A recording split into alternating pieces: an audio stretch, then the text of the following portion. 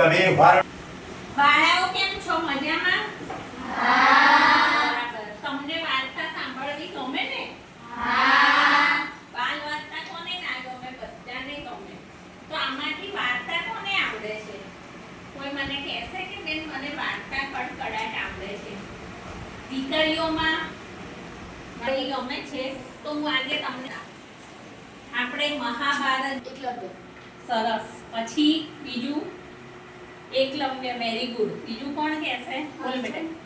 અર્જુન મહાન ધનુષ્યધારી થઈ ગયા. એકલવ્ય પણ હતા અને એમની પાસે એમના ગુરુએ અંગૂઠો માંગ્યો હતો, બરાબર ને? ગુરુ દક્ષિણામાં. તો એવી રીતે ધનુષ્ય બાણનું જે જ્ઞાન છે એ અર્જુન શીખ્યા અને એમના આશ્રમમાં કયા ઋષિ જોડે જ્ઞાન લીધું છે ખબર છે? અર્જુનને બધા ભાઈઓએ કયા ઋષિ જોડે જ્ઞાન લીધું? બોલો. દ્રોણાચાર્ય, બરાબર ને? દ્રોણાચાર્ય જોડે. તો એ જ્યારે આશ્રમમાં ધનુર્વિદ્યા બરાબર ચોક્કસ તીર માર્યું અને દ્રૌપદીના સ્વયંવરમાં એમણે દ્રૌપદી સાથે એમાંનો એક શિષ્ય રોજે ધનુષ્ય શીખે અને ધનુર્વિદ્યાનું જ્ઞાન મેળવે. ત્યારે ઋષિએ યોગીજીએ કહ્યું કે ભાઈ તું આ ધનુર્વિદ્યાનું જ્ઞાન મેળવે છે તો એ ઋષિએ એમના એક પોટલામાંથી એક મસ્ત ફૂલ કાઢ્યું અને એ ફૂલ બાજુમાં એક વૃક્ષ હતું તો વૃક્ષની ડાળી ઉપર મૂક્યું.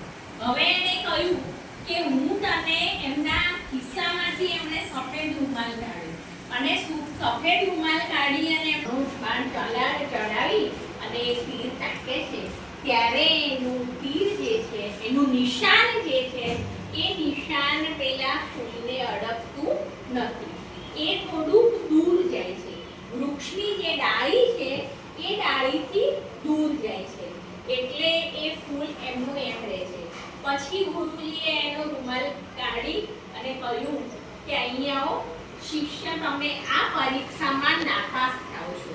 એટલે એણે કહ્યું કે ગુરુજી હું મારું તીર તાકવામાં થોડો ઢીલો પડ્યો છું. તો ગુરુજીએ કહ્યું કે કોઈ પણ કામ કરીએ આપણે ત્યારે આપણું લક્ષ્ય નિશ્ચિત હોવું જોઈએ અને જો લક્ષ્ય અને એકાગ્રતા હોય, તમે પણ ભણો છો કોઈ વિષય ભણતા હોય એટલે એમાં એકાગ્રતા હોવી જોઈએ, કોન્સન્ટ્રેશન. જો એકાગ્રતા ન હોય, આપણને શિક્ષક ભણાવતા હોય અને એ વખતે તમારું ધ્યાન બીજે હોય, તમારા મગજમાં હજારો વિચારો ચાલતા હોય કે મારે એકાગ્રતા રાખીશું અને આવું નિશાન. પેલું વાક્ય છે ને, કહેવત છે ને, કઈ કહેવત છે? નિશાન ચૂક માપ નહીં, બીજું નિશાન. તો આવી રીતે જીવનમાં એક લક્ષ્ય આપણું હોવું જોઈએ અને એક ગોલ હોવો જોઈએ.